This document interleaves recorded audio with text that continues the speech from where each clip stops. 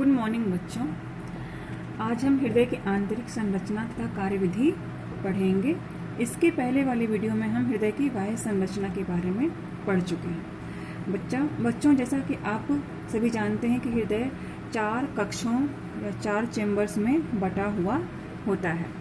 ये 4 चैम्बर्स हैं: दायां अलिंद, बायां अलिंद, दायां निलय और बायां निलय।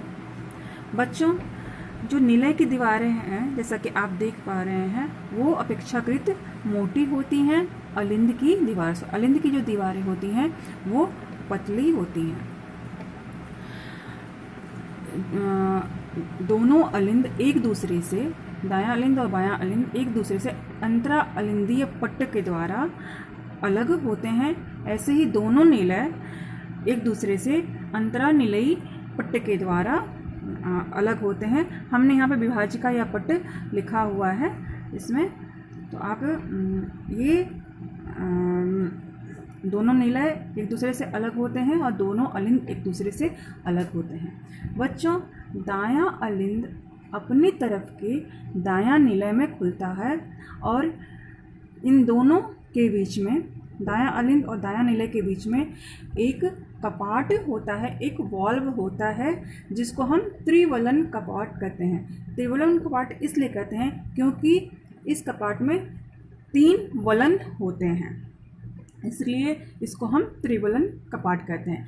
ऐसे ही बायां अलिंद अपनी तरफ के बायां निलय में खुलता है और यहाँ भी कपाट पाया जाता है जिसमें 2 वलन होते हैं, इसलिए इसको द्विवलन कपाट कहते हैं। बच्चों आप जैसा कि देख पा रहे हैं कि दायां अलिंद में अग्र महाशिरा और पश्च महाशिरा खुल रही है। यह अग्र महाशिरा और पश्च महाशिरा शरीर के विभिन्न भागों से, फेफड़ों के अलावा अशुद्ध रक्त अलिंद में, दाएं अलिंद में लेके आते हैं। बच्चों हम यहाँ पे नीले कलर से दिखाए हुए हैं, इसका मतलब है कि इसमें अशुद्ध रक्त बह रहा है।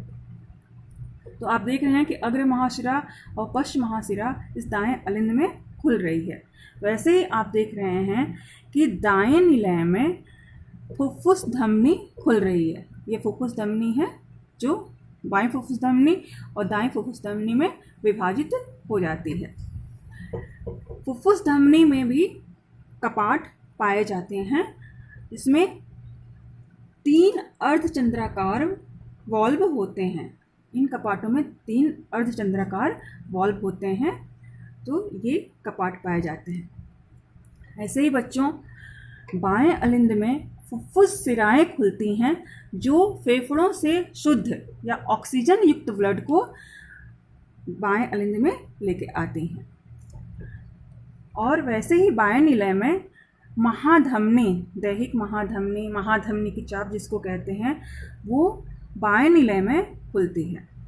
इस महाधमनी में भी कपाट पाए जाते हैं। इसमें भी 3 अर्धचंद्राकार, इन कपाटों में 3 अर्धचंद्राकार वॉल्व होते हैं। तो बच्चों ये है पूरी हृदय की आंतरिक संरचना और ये हृदय का लंब काट है। बच्चों आशा है कि आपको हृदय की आंतरिक संरचना समझ में आ गई होगी। अब हम हृदय की कार्यविधि पढ़ेंगे कि हृदय कैसे काम करता है। तो बच्चों हमारा हृदय जो है वह पंप की तरह काम करता है। यह एक बार सिकुड़ता है, एक बार फैलता है, एक बार सिकुड़ता है और एक बार फैलता है। इस तरह से यह एक पंपिंग मशीन की तरह काम करता है और यह रुधिर को पंप करता है। तो आइए देखते हैं कि हृदय की कार्यविधि क्या है। बच्चों हमारे शरीर में 2 तरह का रक्त प्रवाहित होता है। एक होता है अशुद्ध रक्त जिसमें कि ऑक्सीजन की मात्रा नहीं होती है, और दूसरा होता है शुद्ध रक्त जिसमें कि ऑक्सीजन की मात्रा होती है। तो जो अशुद्ध रक्त होता है वह शरीर के विभिन्न भागों से, फेफड़ों के अलावा शरीर के विभिन्न भागों से यह अशुद्ध रक्त अग्र महाशिरा और पश्च महाशिरा के द्वारा दाएं अलिंद में ले आया जाता है। ठीक उसी समय फेफड़ों से शुद्ध रक्त, ऑक्सीजनेटेड ब्लड या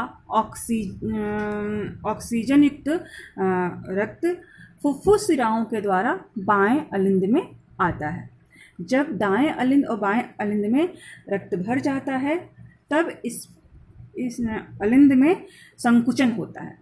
संकुचन होने के कारण से यह त्रिवलन कपाट और द्विवलन कपाट, ये दोनों कपाट खुल जाते हैं और रक्त निलय में आ जाता है। दाएं अलिंद से अशुद्ध रक्त दाएं निलय में आता है और बाएं अलिंद से शुद्ध रक्त बाएं निलय में आता है। ये अशुद्ध रक्त और ये है शुद्ध रक्त। हमने अशुद्ध रक्त के लिए नीले कलर का इस्तेमाल किया हुआ है और शुद्ध रक्त के लिए ये ऑरेंज कलर इस्तेमाल किया हुआ है, जिससे आप लोगों को समझ में आए कि हृदय के आधे भाग में अशुद्ध रक्त होता है और आधे भाग में शुद्ध रक्त होता है। नीलियों में रक्त आने के बाद नीले में संकुचन होता है। संकुचन होने के बाद जो त्रिवलन कपाट है ये बंद हो जाता है यहाँ पे, और यहाँ का द्विवलन कपाट भी ये बंद हो जाता है। ये इसलिए बंद हो जाता है कि जब नीलियों में संकुचन हो तो यह रुधिर वापस अलिंद में न जाए, इसलिए ये जो कपाट हैं वो बंद हो जाते हैं। संकुचन होने के उपरांत दाएं निलय का अशुद्ध रक्त फुफ्फुस धमनी में प्रवेश करता है। फुफ्फुस धमनी में प्रवेश करता है। ये अर्धचंद्राकार जो वॉल्व हैं ये खुल जाते हैं और यह रुधिर फुफ्फुस धमनी में प्रवेश करता है। प्रवेश करने के बाद ये वॉल्व जो होते हैं ये ऐसे बंद हो जाते हैं, ताकि यह जो रुधिर है फुफ्फुस धमनी से वापस यहाँ निलय में लौट के ना आ जाए। यहाँ से यह फुफ्फुस धमनी से अशुद्ध रक्त दोनों फेफड़ों को शुद्ध होने के लिए चला जाता है। बाएं नीले का शुद्ध रक्त संकुचन के बाद महाधमनी में जाता है। यहाँ पे त्रिवलन कपाट जो हैं वो खुल जाते हैं संकुचन के बाद, और यह जो रक्त है वह महाधमनी में पहुँच जाता है। धमनी में पहुँचने के बाद से ये बॉल बंद हो जाते हैं ऐसे, ताकि ये रुधिर यहाँ से वापस लौट के ना आए, और यहाँ से यह जो शुद्ध रक्त है यह शरीर के विभिन्न भागों तक पहुँचा दिया जाता है। तो इस तरह से यह हृदय की कार्य विधि है। मैं आशा करती हूँ कि आप लोगों को ये समझ में आया होगा। इसके बाद हम पढ़ेंगे मनुष्य में दोहरा परिसंचरण तंत्र। ये बहुत इम्पोर्टेंट है।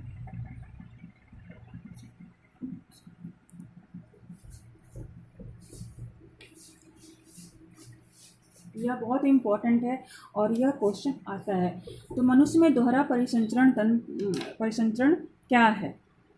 दोहरा परिसंचरण का मतलब है कि हृदय में 2 बार ब्लड या रक्त आता है, एक बार अशुद्ध रक्त और एक बार शुद्ध रक्त।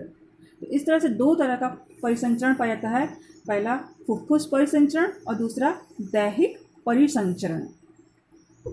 इसको हम दोहरा परिसंचरण कहते हैं।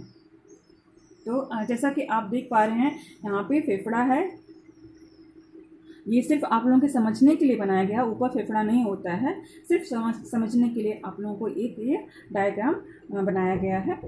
तो हम समझाते हैं यहाँ पे कि जो यहाँ ये संपूर्ण शरीर है, मान लीजिए इस संपूर्ण शरीर से अशुद्ध रक्त जिसमें कि ऑक्सीजन की मात्रा नहीं होती है, यह अशुद्ध रक्त अग्र महाश्रा और पश्च महाश्राओं के द्वारा हृदय के दाहिने भाग में यानी दाहिने अलिंद में आता है। वहाँ से यह दाहिने निलय में जाता है और निलय से यह अशुद्ध रक्त फुफ्फुस धमनी के द्वारा फेफड़ों में शुद्ध होने के लिए जाता है।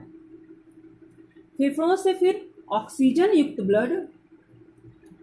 युक्त ब्लड जो होता है, जो शुद्ध रुधिर होता है, वह फुफ्फुस महाशिरा के द्वारा हृदय के बाएं भाग में आता है। सबसे पहले बाएं अलिंद में आता है, वहाँ से फिर वो बाएं नीले में आता है, फिर निलय में संकुचन होने के बाद यह ब्लड महाधमनी के द्वारा शरीर के विभिन्न भागों में पहुंचा दिया जाता है। तो इस तरीके से दो परिसंचरण होता है, जैसा कि आप देख पा रहे हैं यहाँ, यह फुफ्फुस परिसंचरण और यहाँ पे यह एक दैहिक परिसंचरण।